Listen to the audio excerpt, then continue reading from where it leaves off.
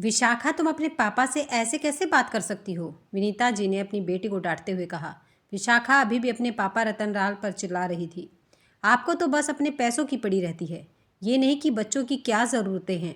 मेरी सारी friend luxury life जी रही हैं और आप बस एक ही रट लगाए हैं कि शादी के लिए पैसा इकट्ठा करना है।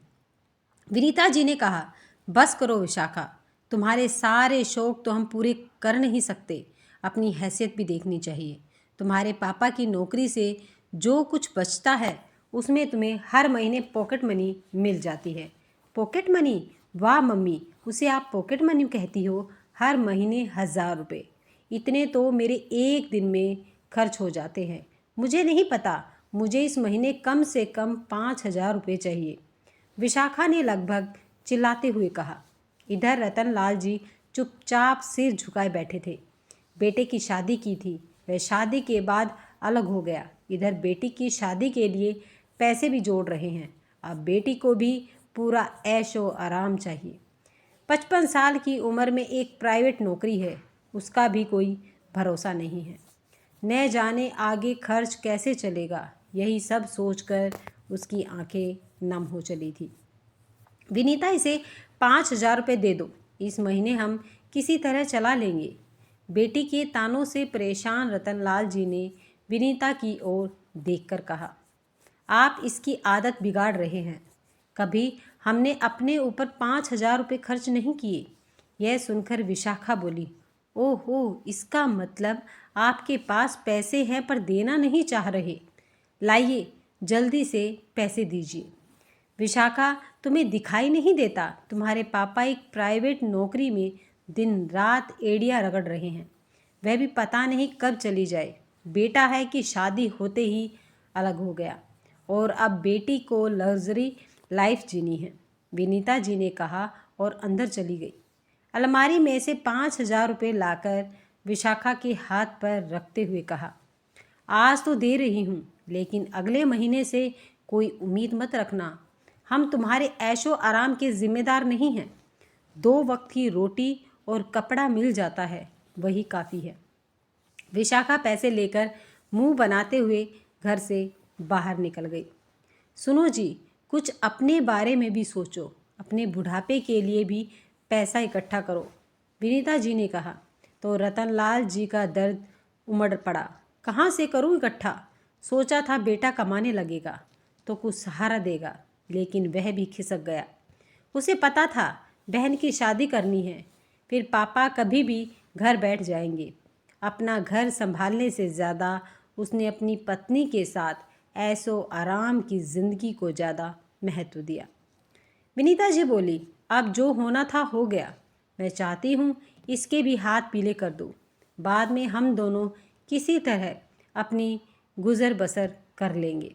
लाल जी उठे और अपने कमरे में जाकर पलंग पर लेट गए। इसी तरह समय बीतने लगा। एक दिन विशाखा ने शाम को घर आकर बताया, पापा, मैंने एक लड़का पसंद कर लिया है। हम सिंपल कोर्ट मैरिज करेंगे। आपने जो भी पैसा मेरी शादी के लिए जोड़ा है वो आप मुझे दे देना। लेकिन बेटा, जब शादी ही करनी है तो अच्छे से करते हैं, उनके परिवार से मिलकर बात कर लेते हैं, रतनलाल जी ने कहा। तो विशाखा ने कहा, नहीं पापा, राजीव को यह सब पसंद नहीं है। उसने तो अपने घर पर बताया भी नहीं है कि हम शादी के बाद अलग रहेंगे। कुछ दिन घर में बहस होती रही। हार कर रतनलाल जी और विनीता जी ने बेटी की एफडी तुड़वा कर पैसे दे दिए। कोर्ट मैरिज के लिए विशाखा सुबह निकली तो विनीता जी ने कहा, हम भी चले क्या साथ? नहीं मम्मी, हम दोनों होंगे और गवाह के लिए 2 दोस्तों को बुलाया है। शादी करके मैं उनको साथ लेकर आ जाऊंगी आपसे मिलाने के लिए, विशाखा ने टालते हुए कहा। रतनलाल जी सारी बात सुनकर खामोश बैठे थे। उन्होंने बस इतना कहा, बेटी, वो पैसे का क्या किया? अपने बैंक में डाल दिए क्या? विशाखा ने कहा, नहीं पापा, वो राजीव को दे दिए हैं। उन्हें बिजनेस शुरू करना है, साथ ही फ्लैट भी किराए पर लेना है। आज सब फाइनल हो जाएगा। विशाखा सज सवर कर घर से निकल गई। शाम तक बेटी के इंतज़ार में घर सजाकर विनीता जी इंतज़ार करती रही, लेकिन विशाखा नहीं आई। कई बार फ़ोन किया लेकिन उसने फ़ोन भी नहीं उठाया। शाम को विशाखा का फ़ोन आया। क्या हुआ मम्मी, कितनी मिस कॉल आई हैं आपकी? विनीता जी ने कहा, वो बेटी बस यही जानना चाहती थी कि तुम लोग कितनी देर में आ रहे हो। नहीं मम्मी, हम नहीं आ रहे, राजीव ने मना कर दिया है। उसने कहा जब मैंने अपने घर वालों को छोड़ दिया तो तुम भी छोड़ दो। वैसे भी आपके पास अब बचा ही क्या है देने को? मेरे पैसे मैंने ले लिए, अब आप मुझे भूल ही जाओ। विशाखा का जवाब सुनकर विनीता जी का दिल धक से बैठ गया। वो वहीं सोफे पर बैठ गई। रतनलाल जी ने देखा तो जल्दी से पानी लाकर उन्हें दिया। पानी पीकर उन्होंने कहा, क्या इसी दिन के लिए औलाद को पालते हैं?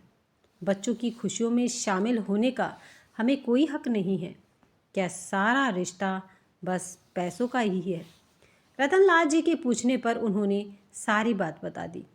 आज उनकी बेटी की शादी थी, जिसके लिए रतनलाल जी ने पूरा जीवन एक एक पैसा जोड़ा था। आज बेटी का जवाब सुनकर दोनों गम में डूब गए।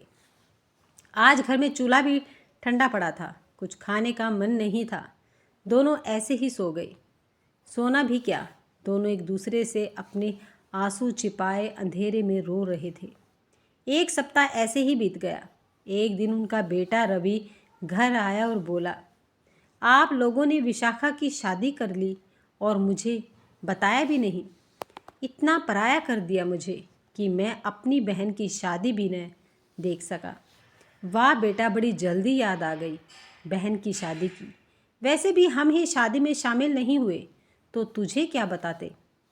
विनीता जी ने सारी बात बता दी। रवि ने तुरंत विशाखा को फ़ोन मिलाया। दूसरी ओर से किसी के रोने की आवाज़ आई। भाई, मैं बहुत मुश्किल में हूँ। राजीव मुझे धोखा देकर सारे पैसे लेकर भाग गया। मम्मी पापा को बताने की हिम्मत नहीं थी। मुझे आकर ले जा, मेरे पास किराए के लिए भी पैसे नहीं हैं। हम हनीमून के लिए शिमला आए थे, होटल वालों की पेमेंट करनी है। रवि ने सारी बात अपने मम्मी पापा को बताई और पैसों का इंतज़ाम करने जाने लगा तो रतनलाल जी ने कहा, रुक बेटा, पैसे हैं मेरे पास, चल हम भी साथ में चलते हैं।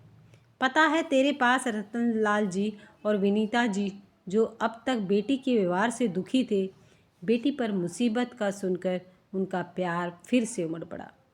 सब कुछ भूलकर शिमला के लिए रवाना हो गए। अगर आपको ये वीडियो पसंद आई है तो वीडियो को लाइक, शेयर और चैनल को सब्सक्राइब करना मत भूलिएगा।